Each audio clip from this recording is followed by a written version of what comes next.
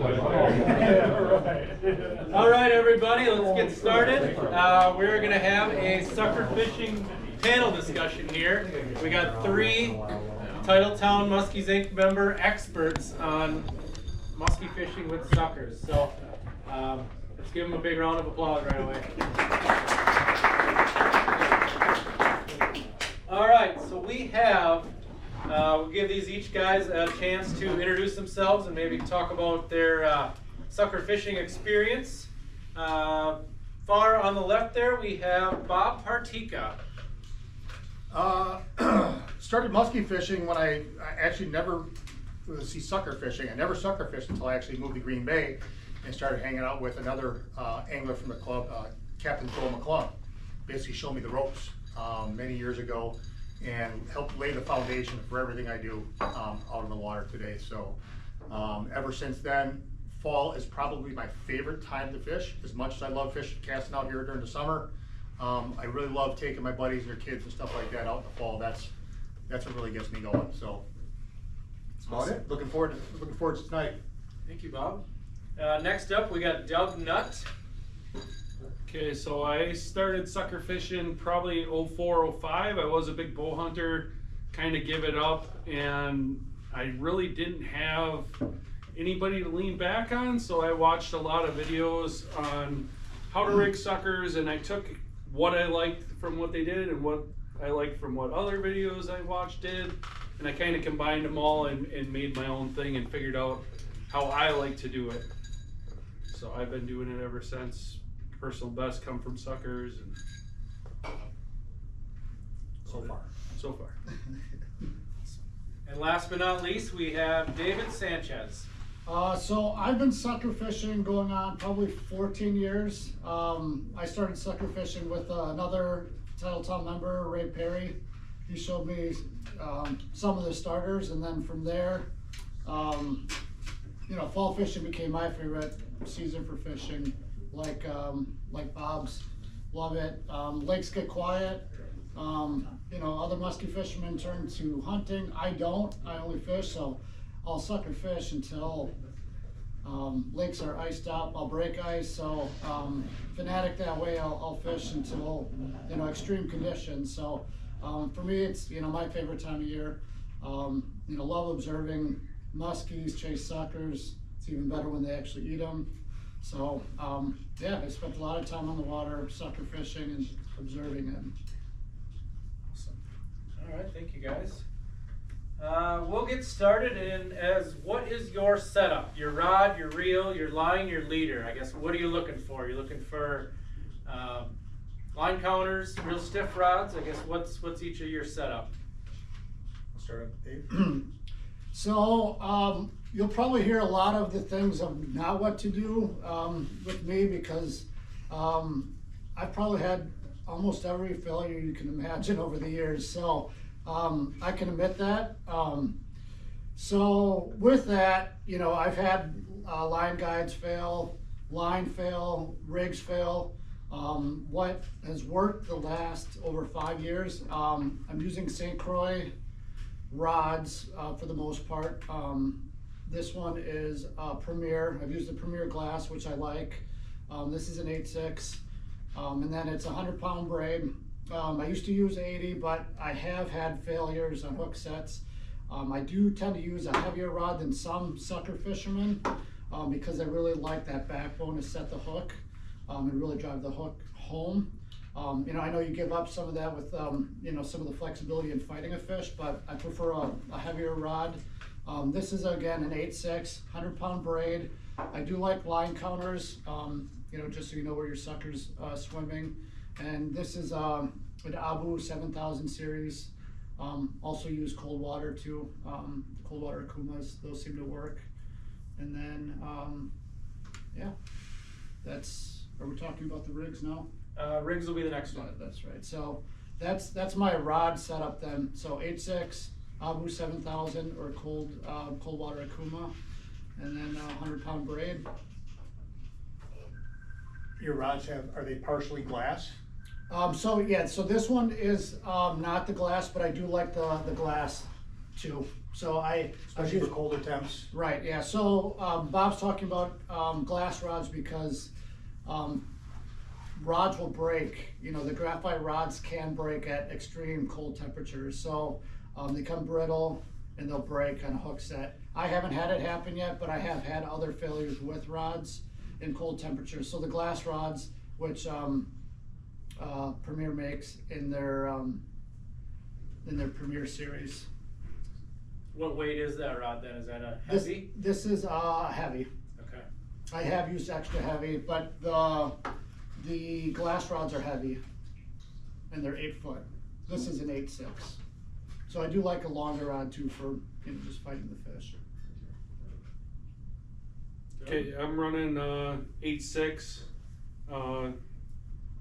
It's just old Gander Mountain rod is actually one of my casting rods. I just repurposed it. I run my old record 60s on it for reels. I have been trying to fish with the TDRs. I'm not totally sold on it yet, but yeah, that's pretty much just old setups that I had laying around, repurposed. 100-pound braid. I was thinking about going to 150, but I don't know yet. As far as the stuff I'm using, you're gonna find a lot of different variety and variation between what we all use, because as Doug was mentioning, over the years, you just kind of develop what works, go with what works for you. Myself, I'm using trolling rods. I use an 8 foot heavy Shimano TDR rod. It's what, $30 a gander. You don't have to spend a heck of a lot of money. I'm using old trolling reels with line counters on them. I'm using the old Akuma Magda series. I think it's a Magda 60 right there, or whatever it is. And then I've got, I think 65 to 80 pound test braid on that. And for the most part, I haven't really found the need to go up to 100 pound yet, because I really haven't had any line failures. But that's something I'm probably going to be exploring this year and seeing how it affects, everything, the whole production. So I probably will be moving up to a little heavier braid this year. None of you are running anything longer than 8.6, it sounds? No 9-footers or anything like that? I don't. I fish solo quite a bit too sometimes. Sure. Longer or shorter rod, easier for scooping and netting. Yeah, I never felt that I needed to go longer for sucker rigs.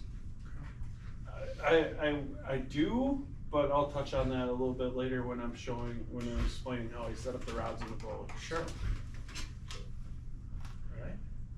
Go on to the next one. Sucker rigs. There are a lot of varieties out there of sucker rigs. I guess what rigs are you running, and maybe a quick demo on how you guys rig a sucker. So I've used a lot of rigs over the years. I have never made my own rigs. It's something that I'm going to experiment with. I've had rigs fail. I don't like fluorocarbon because, that can get nicked up. You just have to check it a little bit more. So I don't have any fluorocarbon that I'm running, but I have used that over the years.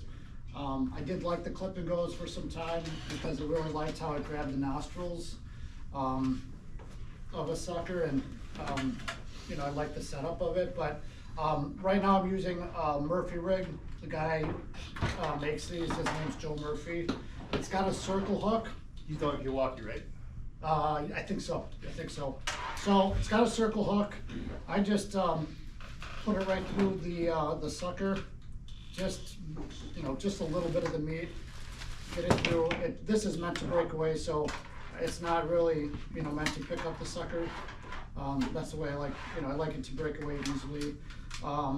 He makes different sizes too. This is probably too big for this size sucker, so this is a large. Better for a 16 to 18 inch sucker. I just don't like the extra leads going to the hooks here. I don't like that extra line. And then it's got one of the trebles is bent, so you just run it right in the scales. I like to run one high towards the front. Muskies tend to headhunt or T-bone the suckers. I don't get a lot of suckers that are grabbed by the tail. If you do, it's probably going to be a tough day. Yeah. So you know, I think there's other things going on if they're grabbing the suckers, so, or grabbing the tail, but, I'll start with one up front for those headhunters, towards the, probably the top of the sucker, and then that one that runs further back, you know, towards the midsection of the sucker, I'll, just stick that, that bent treble, towards the bottom more. So now you have, trebles, you know, one towards the top, one towards the bottom of the fish. You know, you can cover more of the sucker, so it ups your chances of getting, you know, getting a hook into the muskie when you go to set the hook. So, these are 5/0s that are on here, 4/0s are good. I've used bigger hooks over the years, but, I don't think you need to. I think small to mid-size hooks are good, and, you know, that's been pretty good for our hookup percentage. And this is all wire, so again, I don't like anything with, Stranded? what's that? Stranded wire? Yeah, this is stranded, this is braids. 7-strand or the? This is, That's 135 pound 7 string. Okay. I've talked to Murphy about Okay. what he uses. so, yeah, it's on a stay lock clip, and then you've got the 2 leads going to your trebles, and then, the circle hook is right to the stay lock. Then they're all shrink tube, so it's got a clean look to it. And then you've got the lead that I tied directly to my line here. So that's what I do. I can pass it around too. Okay, Bob buys Z leaders looks, but I make my own rigs. So I like to have my rigs custom basically to every sucker. I use the rubber band through the nostril method. I fish a paper clip through, strap it around, twist it around, and then I put my leads on just so I got my first hook right about where Dave has his, right behind the gill plate, and the second one I have behind the dorsal, like Dave. I do, however, I keep both of my hooks below the lateral line because I figure they're coming up for it. I want my hooks where they're gonna grab it because they're gonna T-bone it like that. I want my hooks down here so when I'm setting the hook, I'm setting it into the fish.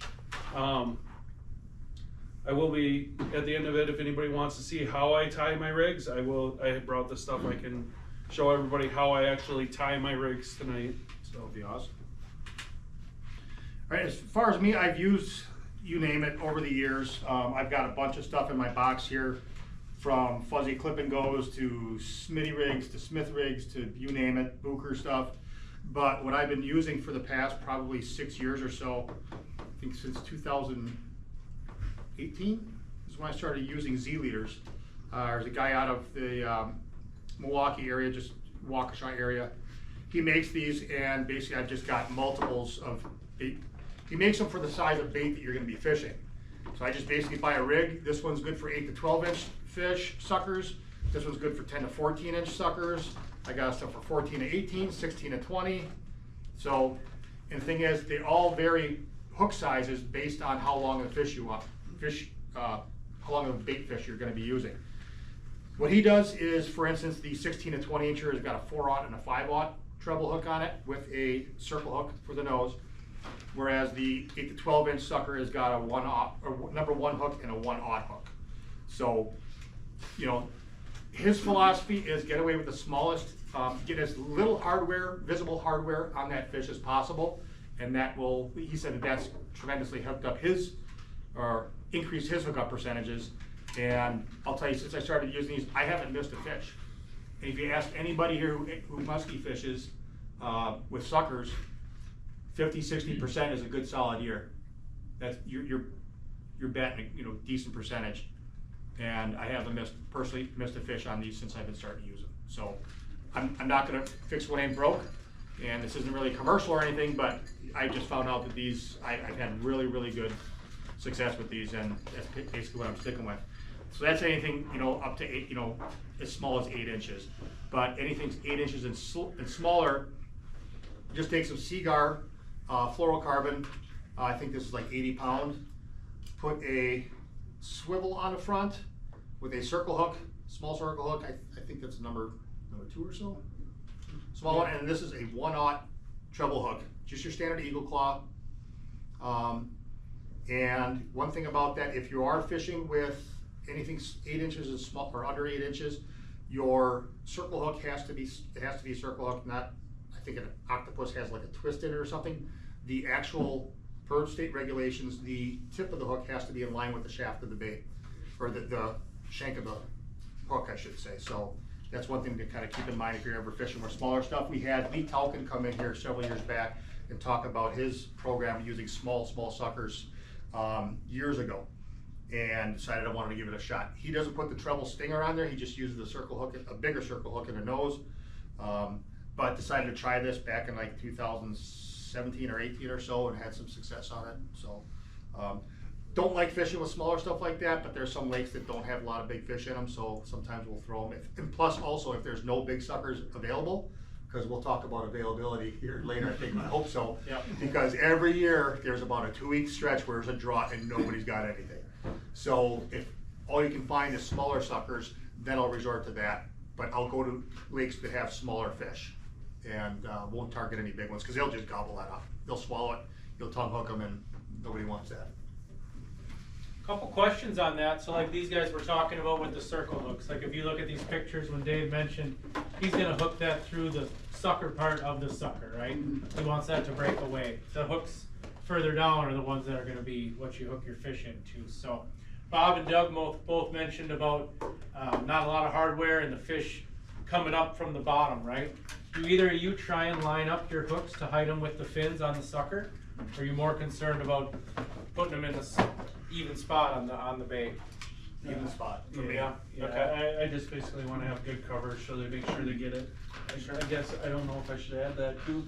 I know David mentioned that he doesn't really put nothing towards the back, or that they're tail grabbing it. Sure. I have noticed like up towards, well, like Hayward area, when I drag suckers up there a lot, it seems like you get a lot of them that hit it, they'll pull drag, and then they sit and wait, and that's when I actually run a third lead and I put it back on that tail, because some of them have been programmed to grab that sucker by the tail, pull on it, wait till you set the hook, and then they reposition the sucker and they got themselves a free meal and weren't anywhere close to your hooks. So Sure.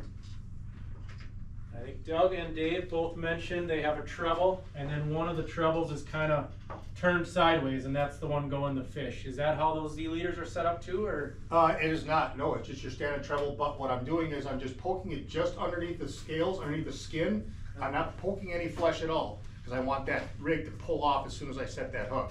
So I'm just putting it through the scales until the barb barely pops out the other side. Sure. It's not in the flesh, it's underneath the skin. Yeah.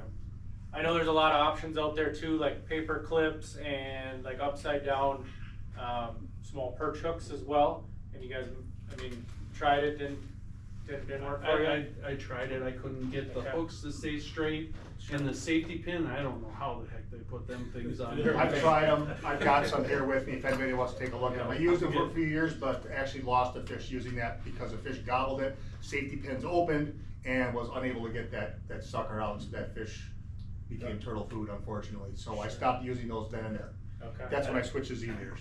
I don't know if Manthai still does it anymore. He used to straighten one of the treble hooks, Yep. completely straight, and then even crimp down the barb. And so then he would just kind of stick it in and back out, and then it would come out easy. Okay. I don't like doing that just because if your lead hook or your clip gets out of the nose, it's gonna come right off, and then you lose your. I don't like losing suckers. Sure. For nothing. Doug, why don't you talk a little bit more? So those guys run, like I said, that front circle hook through the sucker part of the fish. You can see here, there's a stay lock with a rubber band, and then Doug's leads come off of there. With basically a baiting pin and a rubber band. Why don't you talk a little bit about how you do that? Because they make clips for that as well, but besides the rubber band. Yeah, so I just put a paper clip on, well, that's basically what that is, a bent paper clip is what I use, and then I put that rubber band on my leader, and I fish it through the nostrils, and you kinda gotta work it around and wiggle it and pull it through, and then I hook it back to itself. I twist it around 3-4 times, 5-6 times, whatever, and then I tuck it back underneath, so that way the snap is closing to the back. And that's one thing I do like to do when I'm doing that is, so I'll put the hooks on, and then I close it up and I'll throw it in the live well, and then I'll get the next sucker to that stage when it's different when after I've caught a fish and I'm re-rigging, but when I'm trying to get 3 suckers ready to go, that minimizes the amount of time I have them out of the water, because I don't want them croaking in my hands while I'm trying to get the rig in them. So that particular sucker there was a super small sucker. That was one of the years we could only get them 8-10 inch suckers, and I actually had to, the hook on the backside is just like 3 split rings going up to that, because I couldn't tie a piece of wire short enough. But it's all about fitting that rig to the perfect size, and my inland 50 come on that exact setup. So Yeah. it was a super small sucker, and as you can see, just like the guys with the hooks in the front, that line is set up perfect. So when you set, the hooks are coming Yeah. towards the front of the sucker. So I was shocked when I fished with Doug. I've never fished with the rubber bands before. I've always done the circle hooks in the front, and I mean, he takes some things out of the live well and he just picks them up, drops them in the water. And I'm like, the rubber band's not gonna snap? He's like, no, it'll be just fine. So Yeah. it's definitely impressive. So that's it for that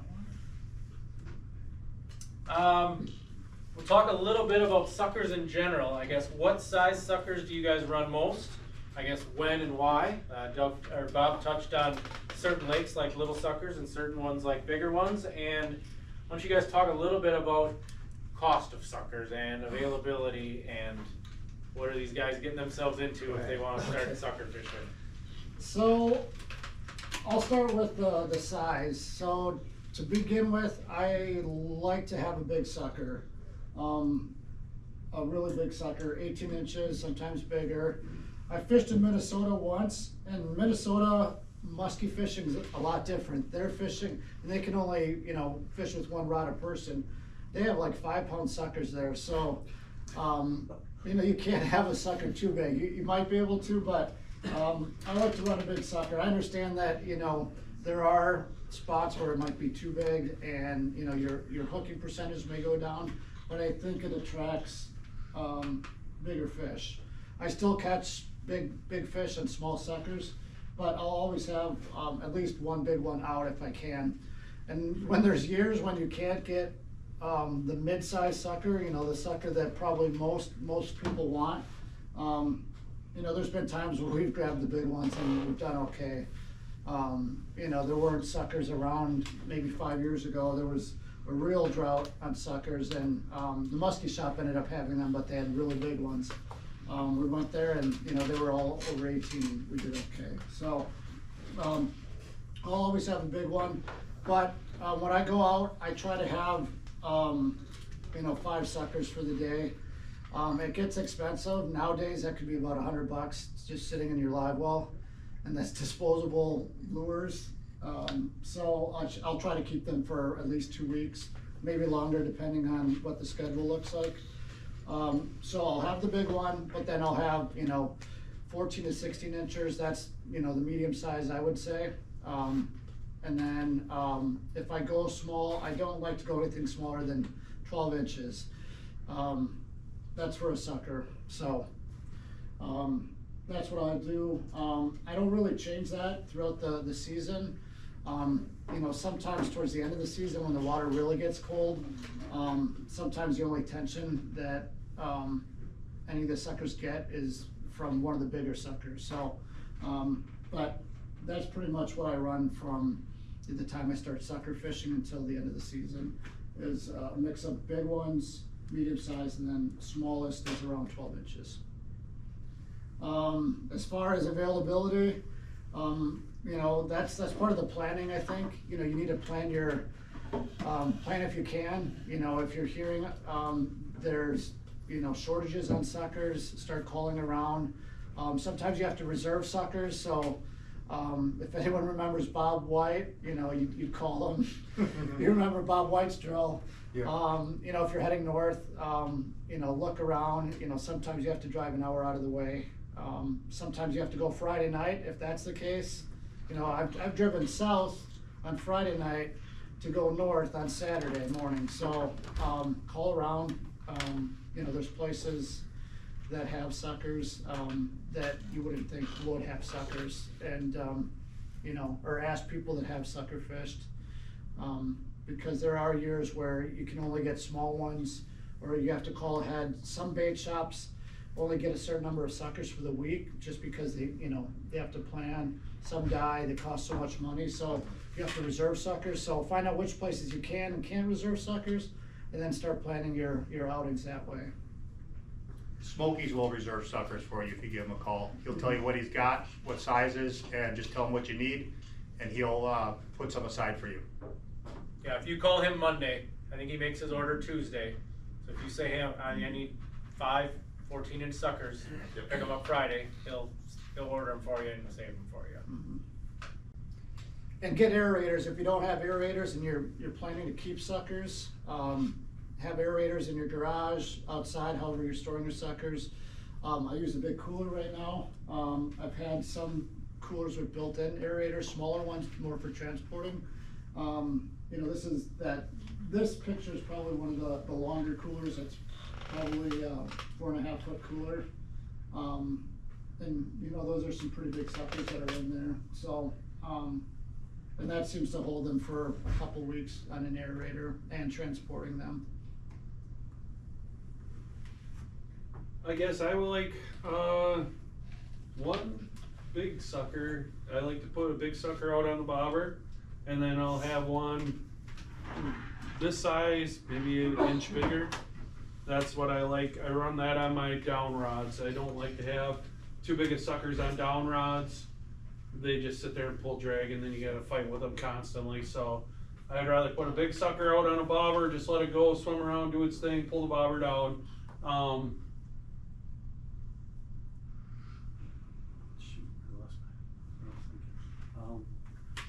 But yeah, it seems like early season, I do a little better with some smaller suckers too. But yeah, as fall progresses into October, I definitely want a big sucker out. I have a cattle tank, a Rubbermaid cattle tank at my house.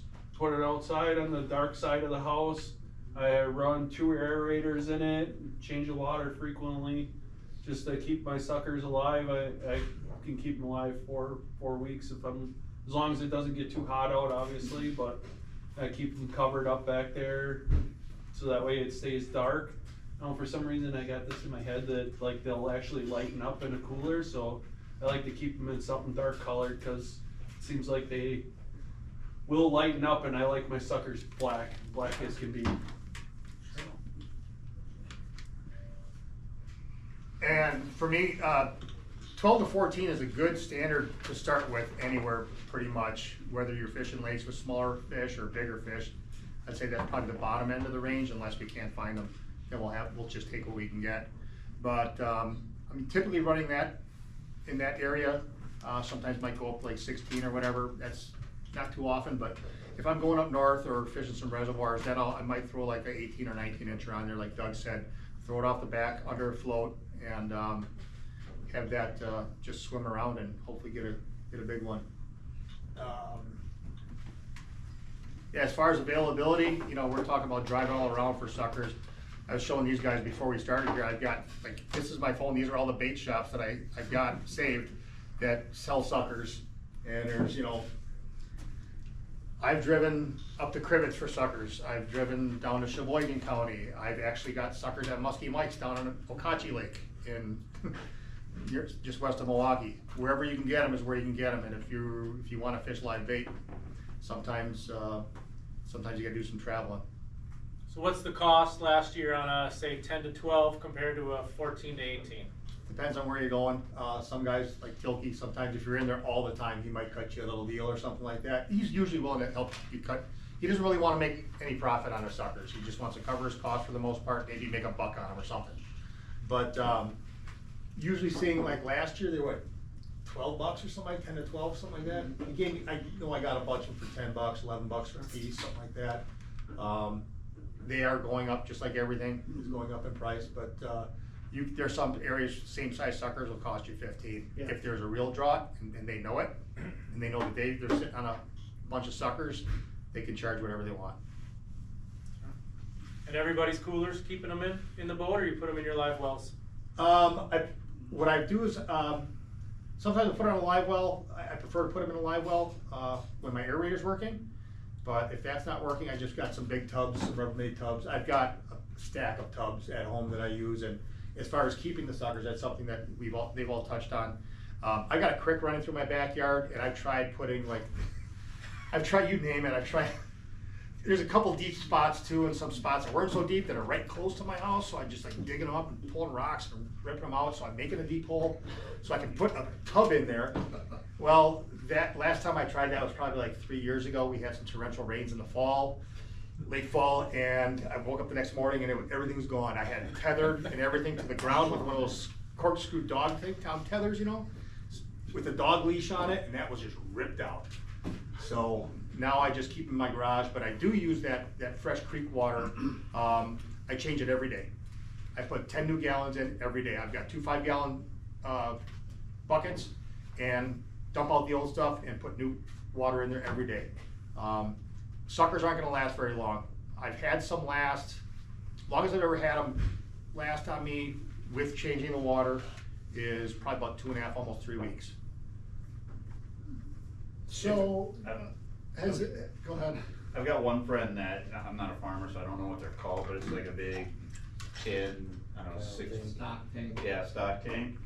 He fills it up, he drills holes, maybe, I don't know, 2 feet up on it.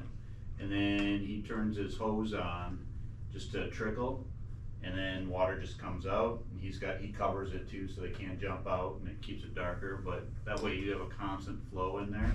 Sure. And doesn't overflow. Sure.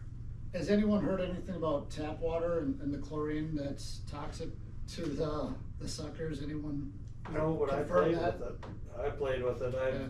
I live in Luxembourg, and Yeah. my water smells like a swimming pool. Yeah, sure. And I didn't want to go and grab water from the lake, so I thought I'd take a shortcut. Don't take a shortcut, they don't like it. I think I had 5 suckers and they were all dead by the next morning.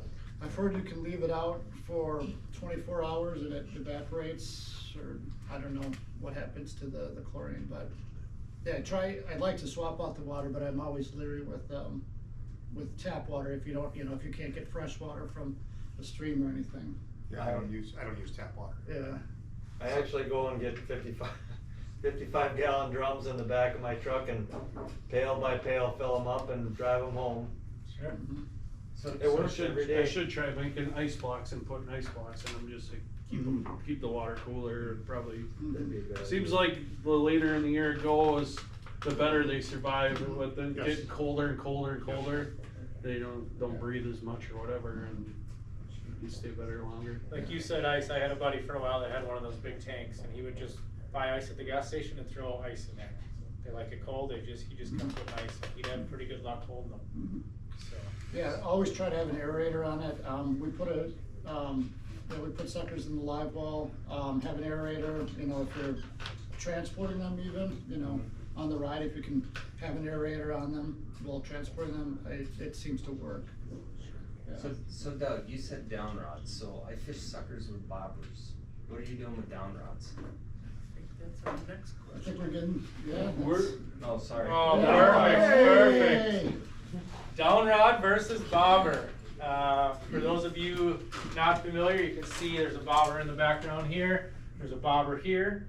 Or otherwise, a down rod would basically just be a rod hanging off the boat, lined in the water muskie. I guess winter, you guys touched on it a little bit, but is there a time you're only running downs or only bobbers or always both? I'm always running both, so I like to have one bobber rod out the back, and then I actually have a rod that crosses my whole boat. I know it seems weird, but I want that sucker right when I'm making my turn in my 8. I want it right tight to the boat. I want them, if they don't want to eat my lure, I want them to see that sucker. So I have that one shallow, I mean it's 3 foot deep at most. And then if I'm gonna run another down rod, that's why I started using the line cutter. Then I'll put one out the other side, out the back, away from where I'm fishing, and that one, I'll adjust my depths a little bit more, but, So you give it X feet of line and just let it swim? yeah. Okay. Yeah, so You're using weights though, right? yeah, Rubber yeah, cores? yeah, I have rubber core weights that I add to my line above my leader that, usually I run it 6 feet down. I don't know, is this where we're talking about the depths of our suckers, or is that later? Just take a rubber core. Okay. So yeah, say you're running a bobber and a down rod. Are you putting one lower, one higher, or? But like I said, the one's gonna be right where I'm figuring, that one's gonna be 3 feet down or so. One will run 6, 7 if I'm in like 15 feet of water, but I definitely try to keep it up high, cause I mean, they're feeding up, I don't want my bait below them. And then my bobber rod, I run about 5 feet underneath the bobber, And bails open on both when you're fishing? yeah, Correct. bail's open, clickers on. Bob and Dave, you guys the same? I've always got one, if I'm fishing solo, I've got 2 suckers out, and I rarely run more than 3. I've only got a 19-foot boat, and it's becomes a little bit of a cluster, but I've always got one down. That's usually off my transducer is in the right rear of my boat, and I'll put the sucker down. I've got a rod holder right off of my throttle, and that sucker will be down beneath my transducer, so I can keep an eye on it the whole time. I'll run it just off the bottom, typically a couple feet, maybe foot to 3 feet above the bottom. But I can keep an eye on that on my 2D sonar the whole time, so I can see if any fish are moving on that bait. Then another one I'll run off the back, usually about 30 feet, and I've got that under a float as well. You can see these guys are using the round floats. I'm using the fills, the thin ones. The reason I go with those, I've used those, they're great, but my thought process is I want as little resistance on that fish when it takes my bait. I want as little resistance, or want them to feel as little resistance as possible. So I want that bobber to go under like that. And once I hear that line peeling and see the bobber under, I know, we got one going. So if I'm running a third rod, that's usually off the other corner of the boat, and I'll run that probably about 60 feet back. So I want those 2 baits separated. I mentioned the down rod, just off the bottom. The ones out back, I'm usually running no deeper than half the depth of what I'm fishing. So if I'm fishing 16 feet, I'm using that sucker's 8 feet or shallower. As I mentioned, we want to be above the fish, and these fish, their eyes are situated so that they're hunting up always anyhow. And if they see something up there that they want, they'll come and get it. That's my thought process. So I'm usually running anywhere between no shallower than like 5 feet, off the back, but usually 5 to 8 feet. Even if I'm running deeper, like over 30 feet of water, I'm not 15 feet down. I'm still probably up around 8 feet. I rarely go deeper than that off the back. Similar to both of these guys, the difference for me, so I run 3 sucker rods. So on the, I'll run one off the back like Bob does on the back corner. That's by the transducer. So I consider that to be the deep sucker. So that one I'll run deeper than the sucker that's right in between the 2 people casting. So if there's 2 people casting, I'll run a sucker straight out, from the port side of the boat. It can get in the way, but that one's usually pretty high. I don't have that very far down, maybe 4 or 5 feet. So the idea is, you cast, if you have a following fish, it'll see that sucker first. So that's the way I run it. So, that's probably the first, the first sucker that gets attention when we're casting. Then that one off the back is usually deeper. So usually, like Bob said, he said no more than half the water column. I put a third of the depth. I typically run the suckers pretty high unless I'm fishing open water, which isn't very often, but sometimes I'll run that back sucker a little deeper over deeper open water depending on the lake and how deep the lake is. That back sucker is usually my biggest sucker. So that back one that's underneath the transducer, that's probably my 18-incher. That's where I like the big one. The mid-size sucker is going to be, on that port side, right in between the 2 casters. And then I run a bobber. I've got this round bobber with the clip on it. We'll run that 50 feet back. And then that's usually a small sucker, about a 12-incher that just swims around. You know, I like that to, you know, follow along and kind of clean up any of the muskies that we didn't catch. And just, you know, swim freely. So that on the bobber is usually only 3 feet down, so it's pretty close to the surface. So that's what we're running with the 3 rods. Sounds like you're running them all pretty high. Anytime you're ever running anything close to the bottom? Just my down rods. Okay. Because you can adjust that as you're going Yep. easily with the bobber. It's basically set. Yeah, if I feel like there's a tough bite, and you know, I'll experiment with dropping it right on the bottom. If it's a deeper lake, that, you know, sometimes that, you know, I'll play around with, you know, getting that sucker down 20 feet, you know, if I'm over 40 feet. It has been bit in deep open water. Not often, I don't fish it often, but you know, if that's where they are and that's where the bait is, that's where the sucker needs to be. So it's that back rod that's usually down deeper. I'll experiment with deeper depths there. Sure. I don't. No? No. Keep them high. I keep them high. Fish feet up. I fish mostly flowages, cauldron, upper head, and you drop it down too far and you're in timber and you're gonna lose your sucker rig, you're gonna lose your sucker, and I always worry about a muskie seeing a sucker attached to a log going like this and Sure. grabbing a hold of it, and now it's got a rig in its mouth attached to a tree, and that's no bueno. Makes sense. All right, I guess boat position, maybe structure fishing, boat speed. I guess, what are you looking for out there? Are you looking for bait that you're gonna try and fish around, or are you more looking for the structure that you wanna fish? Both.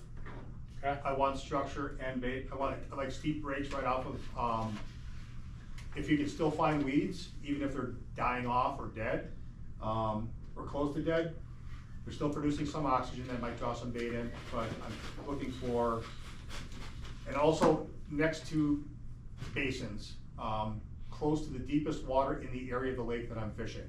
Sure. So if there's a nice shelf with weeds and a steep break that leads to the deepest area of that lake, may not be the deepest part of the Something entire maybe lake. similar to this. You got a shallow flat, deep break, Yep. deep water. In deep water, but I'm looking for like inside turns a lot of times. Those are very helpful. But if you, sometimes just a long break too will work. Sure. But I also wanna always find bait. If I can find bait nearby, muskies can't be too far away. Sure. You find the bait, you put in the suckers, same height, above, below? In it. You put it right in it. Right in it. Okay. Doug, Dave, you guys the same? I I think one of these is your water. yeah. I recognize it. I'm looking where it seems like you cut off where I catch fish at. Oh, I did that on purpose. On purpose. But yeah, I like this break here. I actually have been playing around with fishing this break here out over this way more. That's off the main channel too, right? Yeah, that's So off you've the got some main good current there. channel. But I mean I like going up in there too. There's floating or there's weeds up in there. I like where I'm access to deep water, but I still got the shallow stuff close. So I like cutting up to structure and then I cut away from it, and like I like to I'll go up and get, there's a tree down. I'll go up and get my suckers right tight to the tree, and then I pull it back out into deeper water, and then I'll pull it back up, and it's not a whole lot of straight line. I'm 0.3, 0.3 for speed wise. I always try to go into the wind whenever I can, so that way I can maintain that slow of a speed, because if you start going at the wind, you're at the mercy of the wind, you know. Sure. But I run pretty slow that time of year. It's not about hitting a lot of spots, it's about hitting the good spots. Is there a speed that's too fast when dragging suckers? Yes, because you'll kill them. You'll drown them. You'll I'm never over 0.5. Okay, I'm usually running like Doug, I crawl. sure. If I can get it at, if I can stay on my stuff at like 0.2 miles an hour, just barely 0.2, 0.3, and I know that there's fish there, or just spot lock, you know, that'll work too.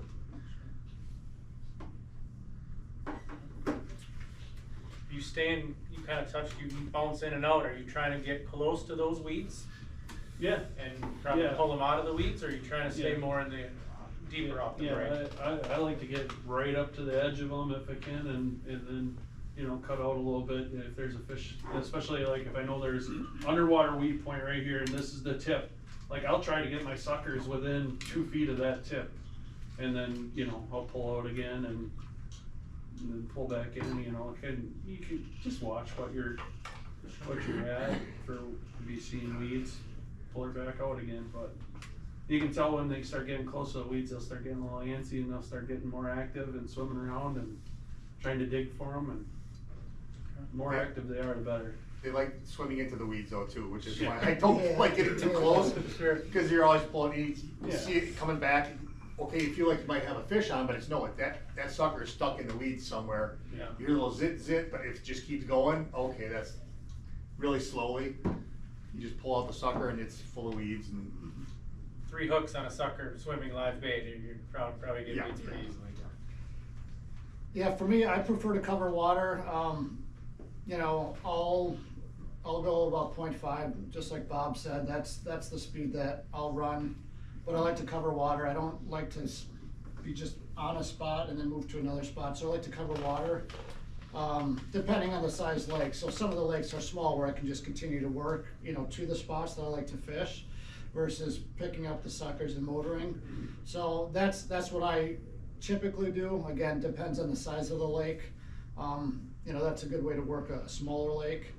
And then, you know, I'll visit the spot on the spot if I'm going to actually fish a smaller spot, you know, at peak times. If the bites tell me that, you know, it's gonna be a small window and it's around a moon phase or the sunset, then, you know, I might go to my favorite spots.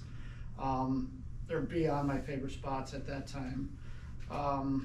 You know, I like a complex spot. Bob kind of talked about it. You know, he wants the weeds, he wants the break, he wants, you know, the bait. You know, if it's all there, it's great. I'll start with weeds, so I'll start in the weeds. I'll start shallow, those dying weeds. You know, you do have to deal with the weeds, the sucker swimming in the weeds, but also you pull a sucker out of the weeds, all of a sudden a muskie shows up. So they're in there. You know, it's happened a lot of times where the reason why the sucker ran into the weeds was because it was being chased. So, yeah, so I like the weeds to start, and then, you know, go to the break. You know, being next to deeper water is always good if the lake has it. So yeah, then I'll cover the breaks, like to cover water. If there's any major lake structures or basins, I'll key in on that next if weeds are not really an option or not producing. And then it depends on the lake layout, you know, the type of lake. You're talking about flowages, you know, I may change up the program a little bit if it's a flowage and work it a little differently. And then the forage type too. So that fish was over deeper water, but I started, you know, working the shoreline where there were some, you know, dying weeds, but where that fish was caught was over the bait, and you know, that's over 25 feet of water. So it was a bigger sucker, and you know, it was down. You know, I ended up seeing the muskie, you know, watching the sucker, saw the sucker got swirly, and then, you know, once I pulled the sucker up, so if I think there's a follow, sometimes I'll pull the sucker up, take a look at it. If a muskie follows up, and it doesn't get spooked, I'll drop the line down. Sometimes I'll drop the line even further, give that sucker more depth, and then, you know, if it's a clear lake, I don't want the muskie to see the boat, I'll drop the sucker down a little bit more and hopefully it gets eaten. That's what happened there. We dropped the line a little bit more. You know, we're probably running it at 8, dropped it down to 12 once we knew there was a muskie chasing it. It didn't eat right away, so we kept fishing, kept moving, you know, waited for the muskie to chow. And during that time, a lot of times these muskies will follow. I've had a muskie follow a sucker for close to 300 yards along a break. I had an underwater camera, watched it the whole time. There's a little bit of weed on it, And it kept looking at it, looking at the hardware, and it saw that weed coming off it. I'm like, dang it, eat it. And it's just coming up next to it, sniffing, back off, and it's come up the other side, look at it. Never ate? Never ate. No? Nope. I get too excited, right? You know, I have to, constantly jig the sucker and see if there's muskies back there. I love to just watch them, and they will follow for a half hour or so. You know, if it's following, it may not eat right away, but if you can keep working, it might take getting over another piece of weed or that sucker to flash and make that muskie's mine for it. I guess you mentioned that, I guess elaborate on that. You have one following, whether you see it with your eyes or on side scan or whatever it may be. Is there a tactic that has worked for you? Raise it up, lower it down, speed up the boat, anything? I guess anything that has worked? Right up to the surface. Say a prayer? Right up to the surface? Yep. I like to bring them right up to the surface and hopefully they kick and start splashing across the top, and usually that's too much for them. Okay. They'll attack it usually. I like to see what the sucker's mood is, what the muskie's mood is. So first I'll jig it, right? I told you I'll just pull on the line. I don't actually jig the rod. Sometimes I'll pick up the rod and, if I feel like it needs some more action, and that's what the muskie wants, is it actually wants to chase the sucker. If I have a lame sucker and it's not moving, sometimes I'll jig the line quickly to get the sucker to swim a little faster, see if that actually triggers the muskie. If I feel like the muskie backs off, if we pull it up to the surface and it's boat shy or it doesn't want to see the sun, then I'll drop it down, give it a little, where I can't see the muskie, I can't see the fish, the sucker, I'll just get it just out of my eyesight. But every once in a while I'll see the muskie follow it, and then I'll just go about fishing, and hopefully the muskie gets up the courage to actually eat the sucker. So it's really reading the fish as best as you can, but I'll jig it to see if that tells me what the sucker is doing and what the muskie's mood is. I'll pull on the line, keep it in the rod holder, pull on the line a little bit, maybe pop it a couple times, see if that gets it to go. But I don't mess around with my suckers too much once they're out. Sure. It's just a personal thing. Sure. I should try more, is what I'm Sure. saying. I should try some other stuff, like Doug said, that's boom right Bring it there. up I'm gonna to do top. that this fall. I have a quick question. Sure. You guys talked about weight earlier. Do you adjust how much weight you put on based off the size of the muskie, or the bait? Like if it's a bigger sucker, do you put a little more on, or do you ever adjust it like above the leader more to let it have it more tethered to be able to swim more and all? My stuff's all above the leader. I'll usually, sometimes these double as my trolling stuff, so I'll just leave the trolling leader on, which is 3 feet. Okay. And I'll just put the weights on above the trolling leader, Yep. and then I'll have the sucker on, like a snap swivel or whatever, snap on the end of that. And so that, there's be about this much room between the weight and the sucker. So the sucker can still, that weight's down towards the bottom. And even if it's not on the bottom, I'm not dragging them down. I'm not using like 5-8 ounces of weight or anything like that. I'm using sometimes a 3/4 ounce, depending on the size of the sucker and how much resistance I want to give that sucker. Number one, if it's, as David mentioned, some suckers are very lively, some are bare on their last legs by the time you get them out of their bucket. So if it's not very lively, I'll put as little weight on it as possible, or none at all sometimes, especially on my down one. I'll just give it as much line as I can and let her go down there and be in its happy place. But yeah, usually bigger suckers I'm putting 1 to 1.5 ounces. Rarely 2 ounces, but you just want some resistance on that. You don't want too much because you're gonna tucker that sucker out, and it's gonna just basically stop swimming out of fatigue, fighting. If you're traveling, it wants to go where it wants, but it can't. Yeah. And then plus it's got weight on there as well, and it's being dragged by the boat, and eventually they just kind of give up and go belly up. So it's a delicate balance. Same 1/2 ounce to 2 ounces of weight, depending on the sucker, the vitality of the sucker, the wind. Sometimes if wind's an issue and you need more weight, that can be a problem. I don't like heavy weight, but it's necessary. So yeah, it's usually right around 1 ounce, but it's between 1/2 ounce and 2 ounce. The weight that Bob passed around, I do use that rubber core. I also have one of those guppy weights that I put on right at the top of the leader, so I've done that before too. You do wanna check, your weights. You know, you wanna check your whole rig, you know, all your line, all your ties, but, some of those rubber core weights, some of the lead on there can be jagged, so, you know, if you had it on there, just be sure to check that every once in a while. You know, I've seen some line wear, I haven't had line failure there, but I've seen some line wear there, where you're using weights, so that's one thing I'll say about weights. Yeah, that's about it. Yeah, I use 1 or 1.5 pretty much exclusively. I just want enough to just keep it down there, but I want it light enough too where they can come up and do whatever, cause I call it breaching, but sometimes they like to come up and slap the surface, and I don't hate that when they do that. Get a gulp. Yeah. Yeah. Get a gulp of Drag fresh some air. bubbles down. And yeah, position wise, I don't move the position of the weight, it's always right above the leader. Yeah. You guys ever put any bling on any of your rigs? Blade or something? There are rigs flash? that come with blades, and I've been using those a little bit the past year or two. I know guys that swear that they get more action on them, but I'm still using pretty much bladeless. I use blades quite a bit back when I used to use the Booker rigs. They came with a big, not big, but it was decent size, probably like number 5 fluted Indiana on it.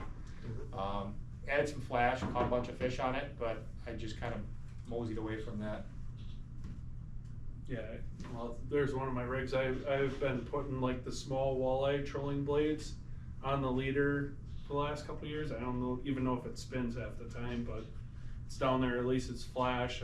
I think by law in Minnesota, they have to have it, and I seen it and I'm like, well, why don't I do that? It's extra attractant, but I mean, I haven't noticed where it catches more fish than the other one that have in the blade, so. I know some people have had me hook like little hooks to little blades and put them in their tails, and I don't know, I've never caught nothing like that either. You know, I don't like that, just cause if it does get off and it takes it, now it's got a hook in it. Next one we had was how deep. I think we touched on this one already. We did all this prep work, all the work on the rigs, the rods. Now it's the moment that it happens. This is a very loaded question. The muskie takes the sucker and drag is peeling. Obviously this is, what's the process? I mean, how do you know the sucker has it? What do you do to try and position yourself to set the hook on this fish and even the hook set? I mean, like I said, this one's gonna take a while to go through, but this is everything right here. Well, it's Mine's pretty involved, so I'll let you guys go first. So, I guess I can take it. Yeah. So I basically, it says quick strike rig, but I'm really not super quick with it. I wanna make sure that it's got it, so I usually pull up, you know, I'll get over top of the fish, make sure that the net's ready, I'm feeling for weight, and I like to ideally hit them when they start to swim away from me again. So it's at that point, I load back into them, thumb on the spool, you know, you got the spool locked down. I do keep my drag a little looser at that point. Like I thumb the spool, but then I want cranking. I want constant cranking after that until it's in the bag. I don't want to ever release any kind of line tension on it. It's tight, and I mean, I don't put no slack in it. It's straight up. Obviously, you reel down to the surface of the water, so that way you can feel the definite torque on it.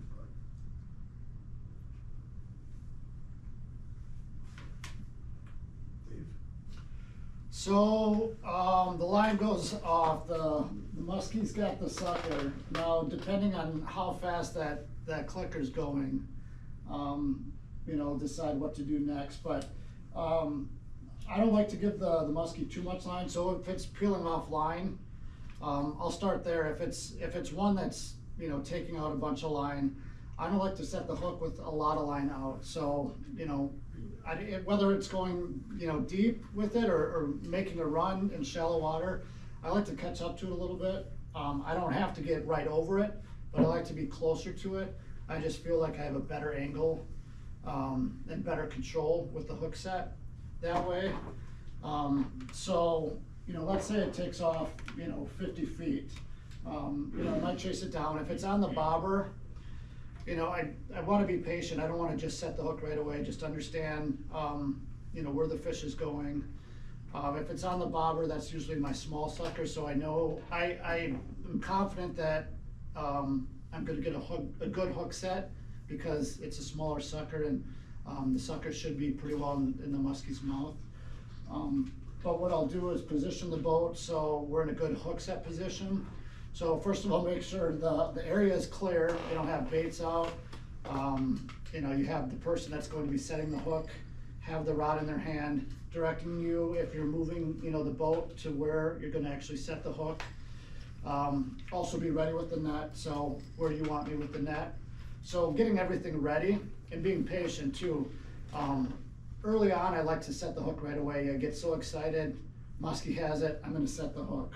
Now you will actually want to feel where I'll put tension on that muskie, see where it's going. I'm not afraid that it's going to drop the sucker. If it does, I'm pretty confident that the muskie's going to pick the sucker up again. If it doesn't, then, it may not be meant to be. So I'll put some tension on it, once we've caught up to it, see if it wants to keep running. If it wants to keep running, we may have to catch up to it a little bit more. If that's the case, we're caught up, tension on it, make sure the muskie's there, which direction is it heading. So if it's heading away from the boat, that's what I want. If it's, position the boat so that the muskie's running away from the boat. If it's there, we'll set the hook. With this being a heavier rod, I manage the drag by thumbing the spool. I don't usually back off the drag at all. You can manage, fighting a fish with a not so heavy rod with some of the rod, but I'll thumb the spool depending on, if it's a bigger fish and it's giving me a fight. So I'll manage that, so there's not a lot of tension on the line and the rig and the hooks. And then just communicating with the net man, hopefully it's hooked and get into the bag. If it's one that's right at the boat, you can kind of see where it is. If it's not on the bobber, you may not have to chase it down as far. But same thing, position the boat where you want to set the hook. The muskie's going to tell you which direction it wants to go. If I have one that's sitting there, I will still give it some pressure to get it to move. It may drop the sucker, I know, but hopefully it'll pick it up. I like to put some tension. If I can't get the sucker to move, or the muskie to move, sometimes those bigger fish don't get it and just run with it. I feel like some of the bigger fish just grab onto that sucker and it's a bigger fish and they just sit there and use their weight and they have it, so they know the sucker's dead to rights. So I'll let them chomp on a little bit, and you can actually feel a sucker chomping, or a muskie chomping on a sucker. You can actually feel it through the rod and the line. So if I've been on a tough hook setting streak, I'll let the sucker chomp on it a little bit more and then set the hook. That's pretty much my long-winded version of it all. As for me, one thing we should mention is that when we've got suckers out, all of our, at least me, I'm sure you guys too, we don't have our reels engaged. They're running in free spool right now, which is why we use, a lot of times every guy who runs suckers uses something, a reel with a clicker on it. The louder the better. So the first thing is, as soon as you hear something, notify everybody in the boat that you've got a fish going on. So communication is absolutely crucial. So you need to always be listening for that line peeling. Once that happens, anybody who's got any artificial baits out there, reel them in, get them in the boat, because that sucker may run, or that fish may run anywhere. So I want to make sure that I give that angler as much room as possible to work. At that point, we're just letting the fish take the sucker and free spool for a minute. But one thing I do before I ever get the rod holder out of the holder, I let out probably about 5 feet of line. You hear zip, zip, zip, zip, zip. If you watch any of my YouTube videos, sucker fishing, I'm letting line out, because when I pull that rod out, that rod tip is lifting anywhere between 2 to 5 feet. So I'm letting line out so there's no additional resistance on that fish. That fish is out there, there's complete slack in that line for now. Then once I do that, I reel up until I feel a little tension. Okay, make sure that we got a fish, great. Now I'm positioning the boat.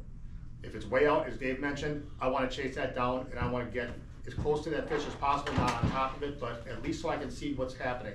If it's a down rod, I'm watching my line. If it's a bobber rod, I'm watching what that bobber is doing. If it's down and I see it moving side to side, whatever, you never ever want a fish to set a hook when a fish is coming at you. You're gonna lose it. This entire game is about angles and timing. If I can impress one thing on everybody here, is all about angles and timing. And you want that fish to be facing, as Dave said, either away or down, preferably both, where it's going down and away. Sometimes you can put a little pressure on that fish if it's not moving facing you. If it's facing you and not moving, okay, we've moved the boat a couple times and it keeps facing the boat. All right, put a little pressure on it. Sometimes they get spooked and will skitter off. If that happens, as soon as it turns and starts heading away, that's when we bang it. What else? As far as letting the people know, I've got a little thing that I put together for anybody back, 2014 I made this, basically Sucker Fishing 101. If nobody's ever been sucker fishing with me, I typically send this to them so they get a feel for, okay, what to expect once, because it could be hours of tedium and boredom and then followed by just a couple minutes of, sheer exhilaration. So they just need to be prepared for it. Like I said, when setting the hook, I'm making sure that you've got the rod by the foregrip. I know sometimes a lot of people like to palm the reel, but you get more leverage on that fish by grabbing the foregrip. Then you can start reeling, whatever you need to do. But I want to make sure that we're getting as smooth and as powerful of a hook set as possible. You mentioned, some guys like a little tension, a little slack in the line so they can snap that sucker off. I typically reel all the way up and then just bow to the fish. So there's a little bit of slack and there's a tiny bit of snap. I've done it before where there's no slack whatsoever. I like a little bit. So we'll get it nice and tight and then bow to the fish and then set. Never setting like straight up or anything like that, usually across the body. You get the most powerful hook set that way. At least I found lately that's all I've been doing is across the body. Yeah, you're right, I'm sorry, I real lefty. So across your body, yes, for you 99% of you guys out there. Across the body. Sweeps sometimes work depending on where the fish is at. I had a few the past couple of years where fish are like right at the boat, just start swimming at me, and then all of a sudden you see the boat start turning off, so I just sweep across it. I'm jamming those hooks into that fish's mouth as it's going away and hopefully releasing that sucker. Let's see, anything else? After that, it's just your standard net procedure. Just make sure, again, communication. Don't get that fish, don't poke at the fish, don't stab at it or anything. Ask your net man, or ask the angler, tell me when she's ready. Is she ready yet? Is she ready yet? When they tell you it's ready, then you scoop. Don't do it before. I left a few things out and Bob pointed to them. I think, he said anyone throwing any artificial, bring in your lines.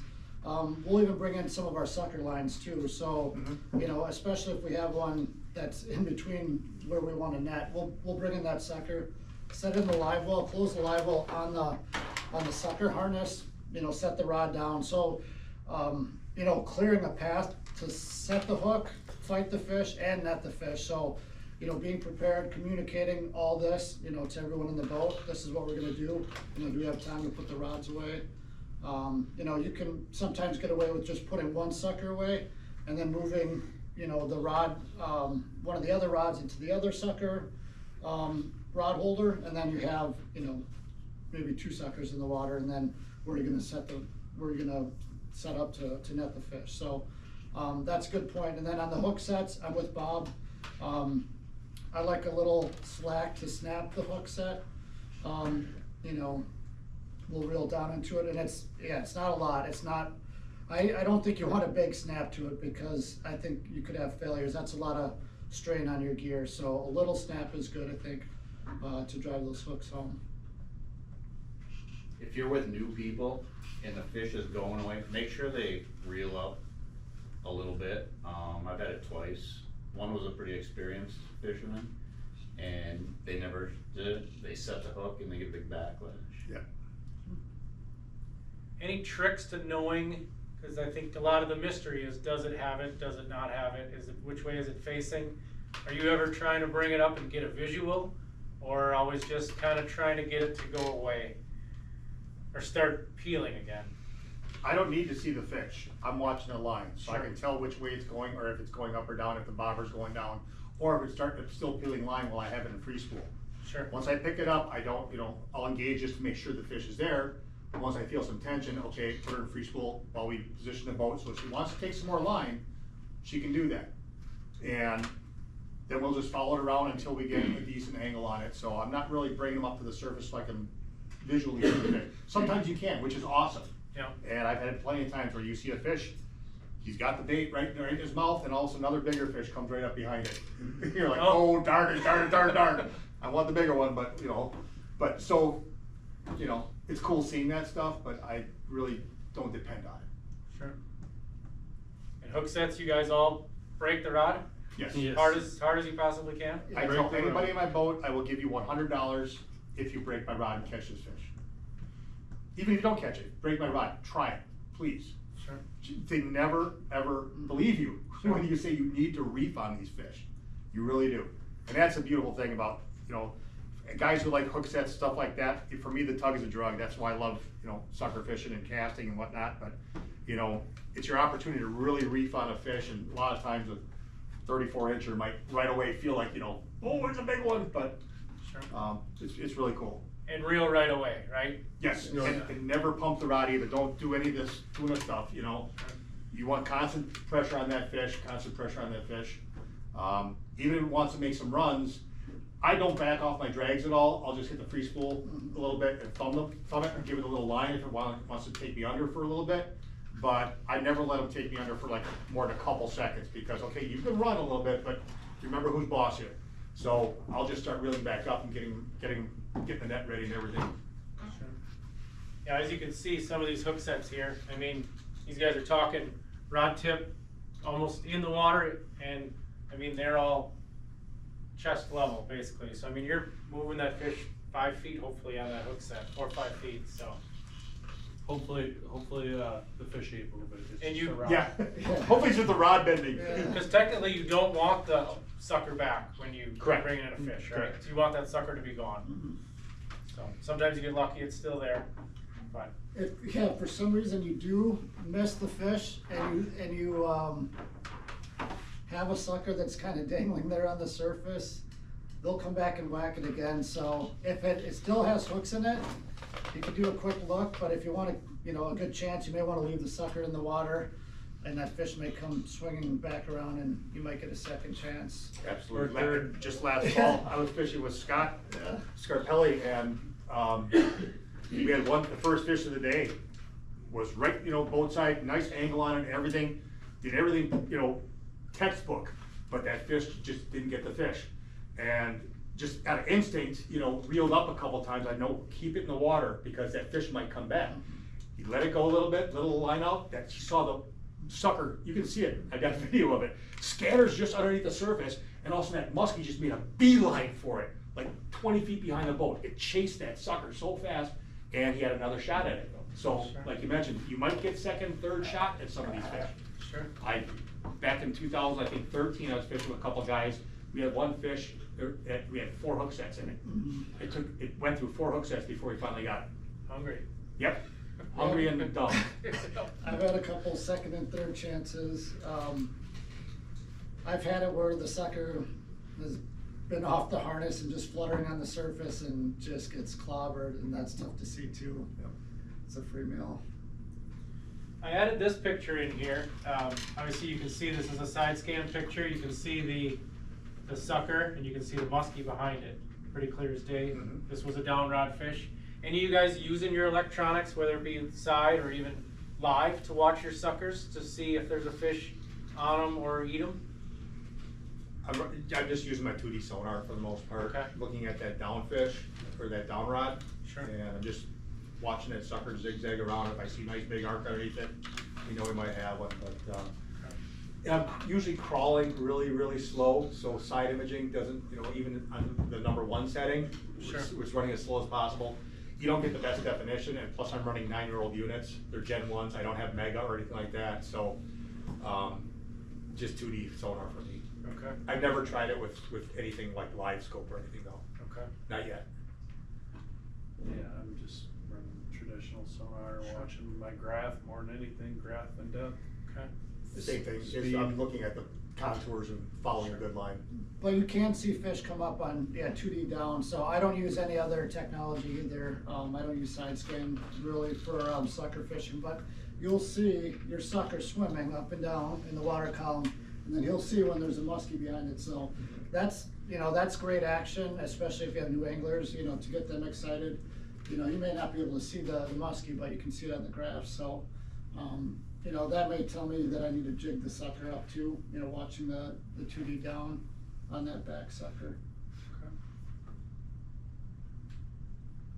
Casting, while you are dragging suckers, are you looking to actually catch, or are you trying to use lures that they're gonna follow, to see the boat, to see the suckers? I mean, Doug elaborated on it a little bit. He runs his figure 8 right past one of the suckers. Like, is there good follow lures out there that do that you've had experience with? I mean, I throw the suet pretty much exclusively in the fall for that reason. Okay. I do like to try to steal occasionally a fish from my suckers by jigging a body. Seems like occasionally you can steal one, but most of the time I'm just bringing the suet back and watching them come up to the boat and trying to Guide 'em. this way. Yeah, definitely caught enough fish casting while sucker fishing, so I like to cast no matter what. There's not many times where I'm not casting unless I'm taking a break. Early sucker season, artificial sometimes outperforms suckers, so I can remember a couple times, there was one 5-fish day, we set out to sucker fish. It was a warm October day, and suckers were working. We caught 5 on bucktails, so that was in October. So there's, early season, you may still be, getting them on artificial. As the season progresses, I think suckers become, more producing over artificial, but I'll still cast artificial, still cast, all the way up until ice up. I use gliders, dive and rise. Rubber too, I'll throw bulldogs, and then dying dog, that's pretty much the bulk of what I throw. Some twitch or crankbaits mixed in there, some bucktails, but straight retrieve probably brings in more follows or gliders.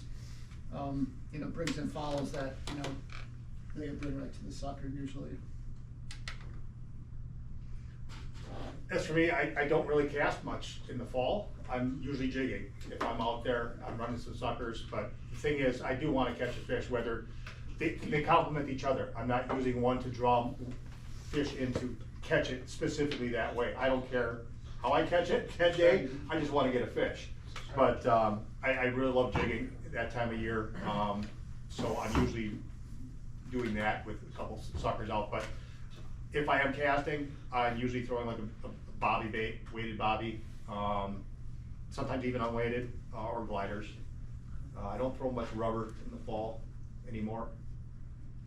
Getting old, falling apart. So like you jigging, I would imagine typically close to the bottom, probably. Not necessarily. Okay. That one fish was Sure. right on the bottom, but Yep. it wasn't a muskie, unfortunately. But that other one hit 15 feet down. I dropped her down to 10. He had a fish come in on rubber. It slid off. It went around for 5 minutes. Yeah. It just would not. It took one swipe at it. Yeah. And decided. I watched it on my 2D sonar. I just watched it go down. So I said, "Come back here, check this out. The fish is down there." I said, "Well, throw a jig down there and see if we can jig them up." And went down to 10 feet, and the fish was at 11. Just sitting there looking at it. So I dropped it down to about 18, 20 feet. Didn't see the fish. Brought it up to 15 feet. He was right underneath it again. So he wanted that sweet spot apparently, and we banged her. That fish in particular, we had watched it surface on the way up. I threw a suic up in there, it rolled on it, brought it up in the 8, come up and rolled on it again. Like, this thing doesn't want this. I reached over, cranked the sucker up to the surface, hit free spool, watched it, grab it, take it down. And that was a 50, correct? That was 50. Inland 50. Yeah.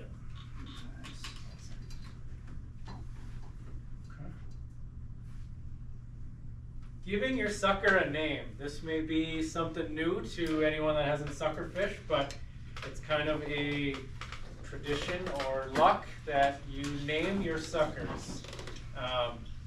Any of you have a theme that you go with, or is it kind of different every time? I know I have a buddy that really likes Police Academy, so they're always Police Academy characters. Hightower, Mahoney, stuff like that. You guys have anything that you do with names? Well, this rod right here, I'm not sure if anybody can see it, but on here, if I'm fishing with kids, I'll let them name it.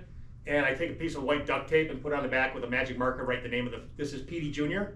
But I usually like to go with, I love Mexican food, so I like going with Latin flavor stuff, like Guillermo and Consuela and stuff like that. Just, I like to give it a little international flavor. That's kind of what I go with. Okay. Yeah, sometimes I'll go with the theme. Yeah, number one, you don't have a banana in the boat. Number two, you name your suckers, otherwise don't even go in the boat. Yeah. But it'll usually be a theme, you know, if you have 3 out, they might, you know, it could be, you know, characters from a cartoon, characters from a movie or TV show. You know, the presidents running against each other. That's always fun. So political figures are fun. Yep. Funny names. You know, I had a tussle with the tiger on a huge sucker. We called it Dirty Harry.